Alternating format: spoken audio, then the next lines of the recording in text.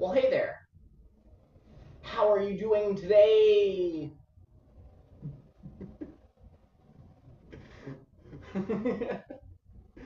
It's nice to laugh. I'm all right. Not bad. Could always be worse, as they say. Even in a situation where you have no hands, no feet, no legs, no arms, one lung missing, you gotta be happy knowing that both of your eyes remain intact. Such is life. Look on the bright side. There's people starving in Africa.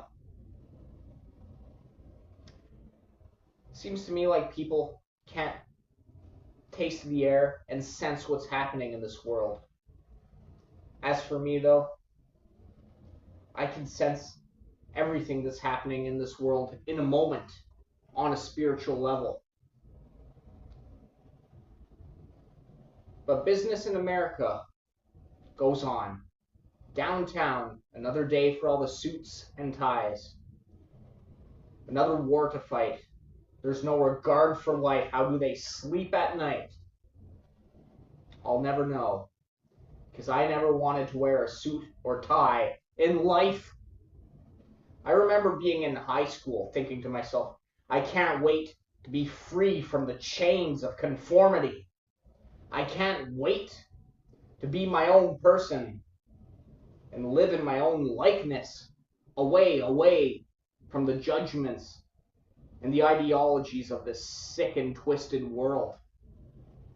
Here I am now, a childless man. And this I say to you, it's worth it. I don't understand, who are you trying to impress? So many people in this life are trying to impress someone with their physical appearance. Gym bros. You guys are gonna end up looking like a retired wrestler by the age of 60 if you don't start to take care of your body and not overuse performance enhancing drugs. But beyond that, it's not enough just to sustain a living in this world. It's also important to have the most money anyone can ever acquire. It's not good enough to be someone who sustains. You have to be better. You have to be beyond. Gosh darn it, you have to be the best. But in a world that's corrupt to the core, in a world where we can't sense the pain that starving children in foreign countries are going through because we care more about filling our own pockets, what does being better than someone else really mean? And if you want to rise to the top and push others down to do so, then you're going to be no better than those who are currently the best. Oh, yeah, life. That's why it's important to leave behind a legacy, you know? Because at the end of the day, after you pass away, who's going to remember you? Who's going to remember me when I pass away? Nobody!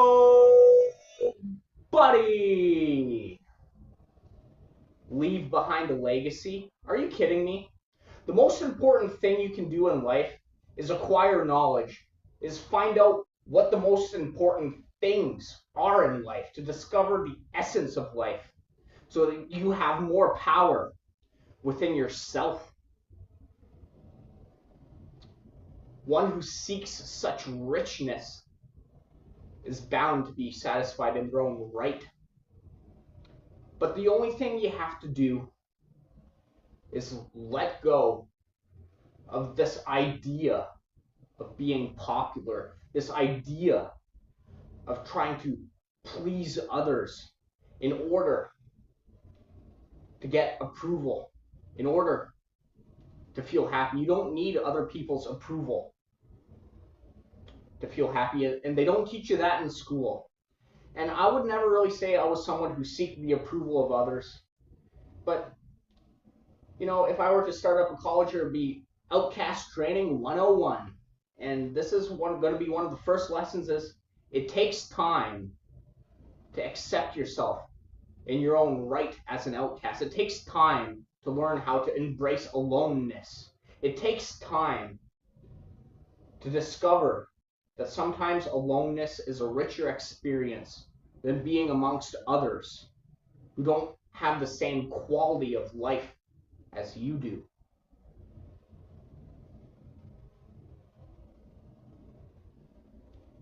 When it comes to Christianity, there's so many guidelines, so many different interpretations that can be found within the book, and so many guidelines that can be instilled. The more I study it, the more I start to question different things. I wonder what the priests were like back in the early days of Christianity. Two words that always come to mind when anybody thinks about Christianity. Well, not anyone, but anybody who has had a weird experience from church, I would say. Creepy priests. You would think a priest would be someone who's an adept, someone who carries the most knowledge about their craft. Somebody who is like a teacher to the community. But it seems sometimes like these priests, they have their own secrets, you know what I mean? And for better or worse, a gift or a curse. But one thing that shall never be mistaken, Jesus is God. And Jesus will always forgive you.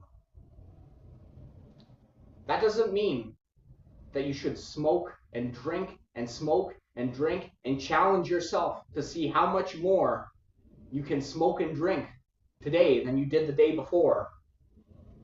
Let it not be a challenge to see how much sin you can acquire. What I am trying to say is, I put so much effort into reading the Bible over the last year that I finished it, and I was actually in a very weird, depressive place within my outcast journey before all this happened. I was feeling like better I just commit suicide than continue on living. I don't know what it was about this phase that I went through of reading the Bible, but I feel totally transformed now. And I'm not attributing it primarily to reading the Bible, but I'm definitely considering it to be one of the main factors that enriches my experience in life.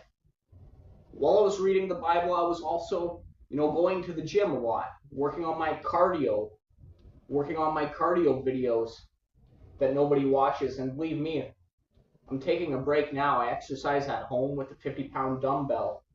But there'll be more cardio videos that nobody watches for years to come after I enjoy some rest.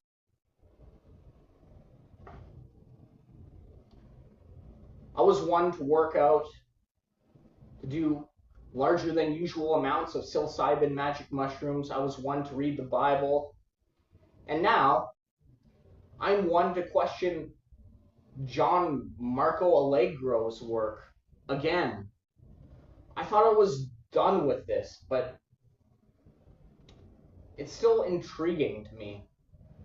Let's not throw a newborn baby out of the bathwater on this John Marco Allegro character.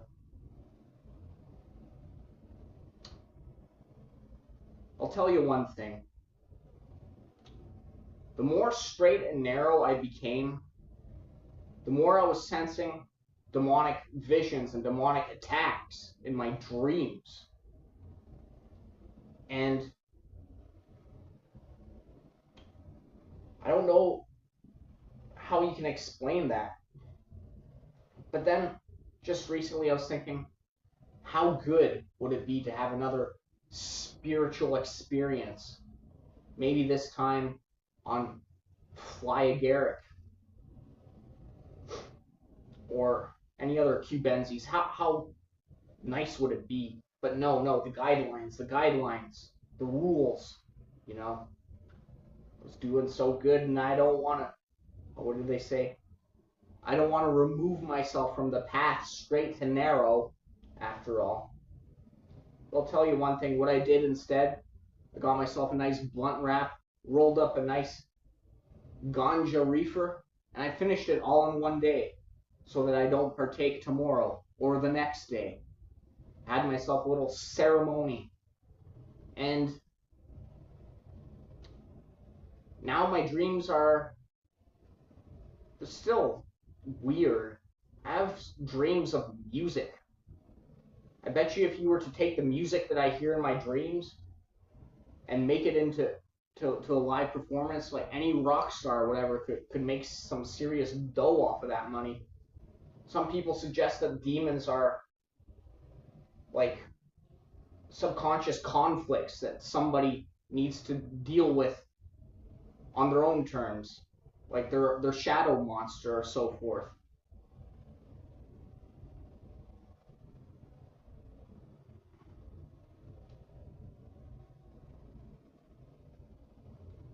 Strange world, I'll tell you that much. And why oh why, like in the days of Noah, will Christians be ostracized from society for taking the Bible too literally? Just doesn't make sense to me. The amount of judgment that people instill onto me doesn't make sense to me either.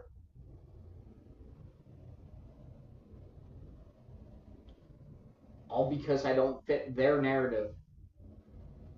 Well, you know, you fit your narrative. I fit mine. You paint what you want to paint. I paint what I want to paint.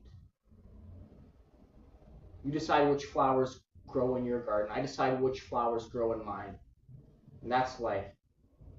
If you don't like what's in my shop, there's the door. Don't let it hit you on the way out. Have a nice day. And an even better tomorrow.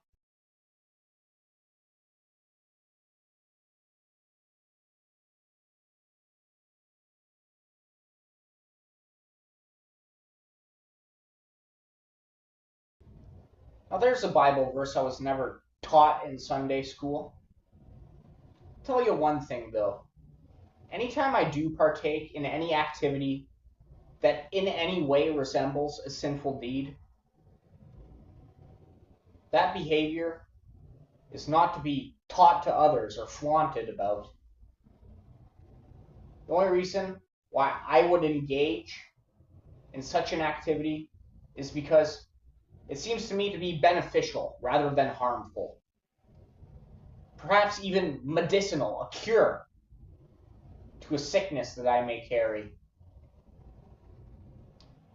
Nothing excessive, though.